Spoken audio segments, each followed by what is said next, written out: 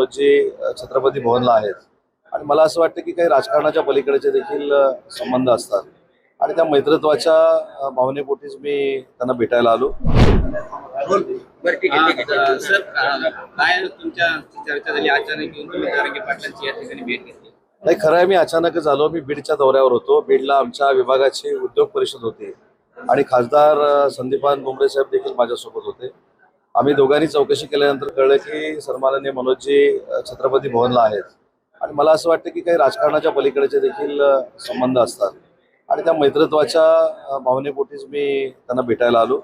इथं आल्यानंतर मैत्रीपूर्वक जरी भेट असली तरी त्यांनी त्यांच्या मागण्या मला सांगितलेल्या आहेत आणि 23 तारखेला मी असेन, भुमरे मामा असतील, आमचे राजेंद्रजी असतील, आम्ही मुख्यमंत्री महोदयांशी बोलणार आहोत, आम्ही एकनाथ शिंदे साहेबांशी बोलणार आहोत आणि उपोषण सोडवताना ज्या काही शासनानं काही गोष्टी सांगितलेल्या होत्या त्याचा पाठपुरावा आम्ही करणार आहोत. एवढीच विषय झाला. कुठेही बंद खोलीमध्ये चर्चा झाली नाही. जाहीरपणानं आम्ही बोललो आणि आता आम्ही तिघेही तुमच्यासमोर जाहीरपणानं बोलतोय. त्याच्यामुळे त्यांनी सांगितलेल्या बाबींचा पाठपुरावा आम्ही करणार आहोत. एवढीच चर्चा झाली. मराठा आरक्षण ही मागणी त्यांची प्रमुख मागणी सरकार मी सांगितलं ना, मी या आंदोलनामध्ये पहिल्यापासून आहे, मनोजींच्या संपर्कात आहे.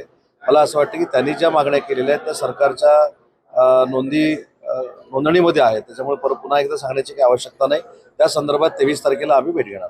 शिंदे समितीची नेमणूक केली, या सगळ्या मागण्या, या सगळ्या मागण्या मी तेच सांगतो. मी सगळ्या मागण्या सांगितल्या. 4 मागण्या ज्या आहेत त्याची नोंद आमच्याकडे आहे. ती मनोजींबरोबर चर्चा झालेली आहे आणि त्याचा पाठपुरावा आम्ही करणार. किती दिवसांमध्ये सांगितलं ना, 23 तारखेला खासदार संदीपान भुमरे साहेब मुंबईमध्ये आहेत.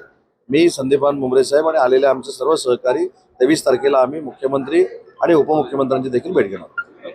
नाराजी असल्यामुळे जरांगे पाटलांची भेट घेतली अशी सुद्धा चर्चा सुरू झालेली आहे. काय एकनाथ शिंदे नाराज असल्याची चर्चा सुरू आहे, त्यामुळे तुम्ही जरांगे पाटलांची भेट घेत असल्याची सुद्धा चर्चा सुरू आहे. मी एक सांगू का तुम्हाला, अशा गोष्टींना आणि अशा बातम्यांना माझ्या लेखी किंमत शून्य आहे.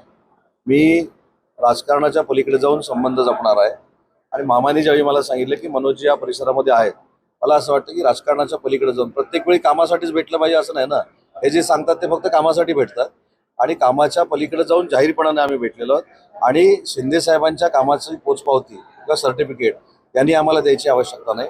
हे देखील बोलले की मी काल राज ठाकरे साहेबांच्या इथं होतो, ते माझ्यावर देखील त्यांनी टीका केलेली आहे. पण मला असं वाटतं की त्यांच्यावर टीका करून त्यांना आम्हाला मोठं करायचं नाही. त्यांच्याकडे जे काही 20, 22, 15, 10 काही शिल्लक आहेत ते त्यांनी व्यवस्थित सांभाळावे आणि तो निर्धार करावा, एवढीच माझी शुभेच्छा.